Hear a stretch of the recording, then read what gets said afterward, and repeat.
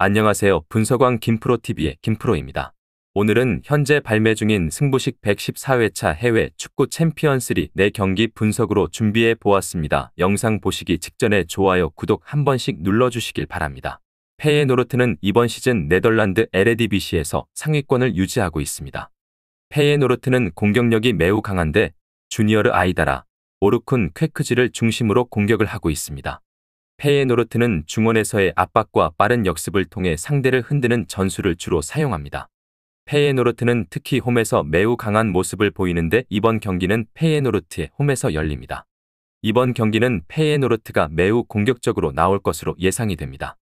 레버쿠젠은 독일 분데스리가에서 좋은 성적을 유지하고 있습니다.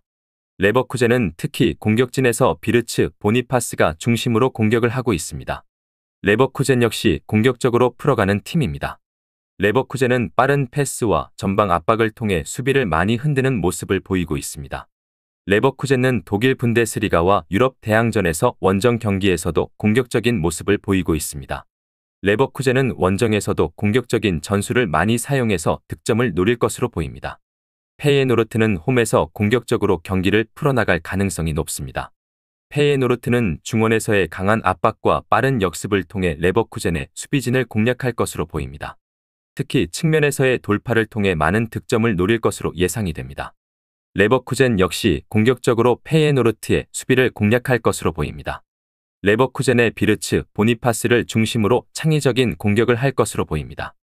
페예노르트와 레버쿠젠 두 팀의 전력을 본다면 레버쿠젠이 조금 더 우세할 것으로 보입니다. 레버쿠젠 승을 추천드립니다.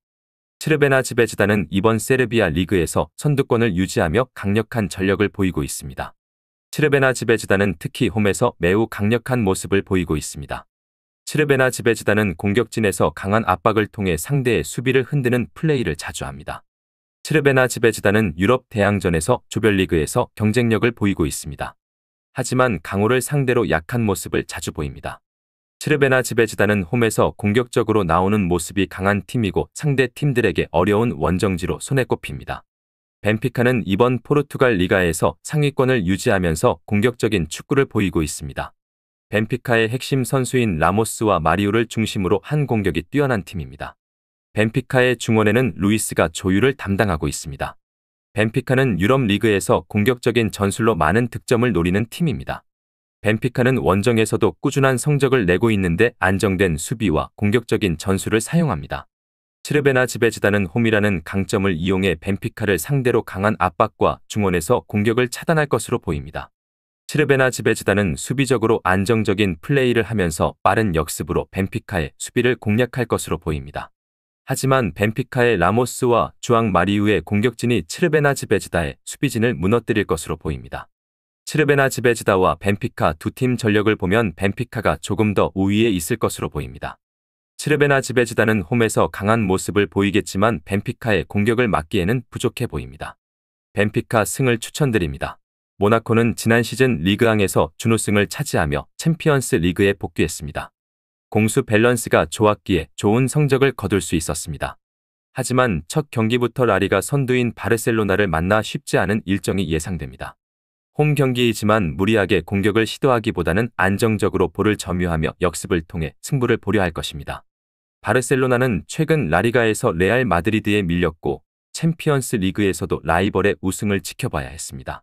그러나 이번 시즌 라리가 개막 후 5연승에 성공하며 2위권 팀들과 승점 4점 차로 선두를 달리고 있습니다. 레반도프스키의 안정적인 마무리 외에도 야말, 토레스, 하피냐 등이 강력한 공격력을 보여주고 있습니다. 가비와 올모가 부상 중이지만 카사도 등 공백을 메울 선수들이 충분히 준비되어 있습니다. 홈팀 모나코는 엠볼로, 미나미노, 아크리우체 등을 통해 역습으로 바르셀로나의 수비를 공략하려 할 것입니다. 하지만 바르셀로나는 페드리와 카사도가 중원에서 안정적인 공격 전개를 펼치며 상대의 침투를 저지할 수 있을 것입니다. 또한 레반도프스키의 위협적인 문전 침투도 예상되기 때문에 바르셀로나의 승리가 유력할 것으로 보입니다. 바르셀로나 승을 추천드립니다. 아탈란타는 지난 시즌 유로파리그 우승팀 자격으로 챔피언스리그 본선에 진출했습니다. 이번에 분데스리가 무패 우승팀인 레버쿠젠을 상대했을 때 루크먼을 비롯한 공격수들의 마무리가 좋았습니다. 이번 일정에서는 아스날을 상대하며 첫 경기 승리를 노리고 있습니다. 이탈리아 국가대표 공격수 레테기의 합류로 전방에 힘이 더 강해졌으며 루크먼과 샤를테 케텔라에르가 공격을 지원할 것으로 예상됩니다. 아스날은 지난 주말 북런던 더비에서 마갈량이스의 결승골로 토트넘을 이기고 좋은 분위기로 이탈리아 원정에 올랐습니다. 점유율에서는 밀렸지만 탄탄한 수비와 결정력을 보여주었습니다. 다만 부상으로 인한 전력 누수는 문제입니다. 중앙 미드필더 메리노와 웨데고르가 빠져있고 진첸코와 티어니도 전력에서 제외된 상태입니다. 또한 토트넘전에서 부상을 당한 사카의 출전 여부도 불투명합니다. 이번 경기는 접전이 예상됩니다. 아탈란타는 에데르송과 파살리치의 공격 작업을 통해 홈에서 강팀 상대로도 경기를 지배할 수 있습니다. 레테기는 이탈리아 국가대표 공격수로서 마무리가 뛰어난 선수입니다. 하지만 아스날은 파티와 라이스가 중원을 단단히 지키며 상대의 공세에 대비할 수 있고 마갈량이스와 살리바가 버티는 수비진이 쉽게 무너지지 않을 것으로 보입니다. 무승부를 추천드립니다. 오늘 준비한 승부식 114회차 해외 축구 챔피언스리그 4경기 분석은 여기까지입니다. 추가적인 선수들의 부상 현황 및 복귀 현황은 커뮤니티와 댓글을 통해서 공지할 예정이며 보시는 분석이 여러분들의 결정에 조금이나마 도움이 되었다면 구독과 좋아요 한 번씩 부탁드리도록 하겠습니다. 또한 추가적인 경기 정보와 예상 라인업을 토대로 한 분석이 필요하신 분들께서는 꼭 하단의 고정 댓글을 클릭하셔서 분석 자료 공유방에 오셔서 필요한 정보와 조합을 받아가셨으면 좋겠다는 말씀 전하면서 오늘의 분석은 여기서 마쳐보도록 하겠습니다. 시청해주셔서 감사합니다.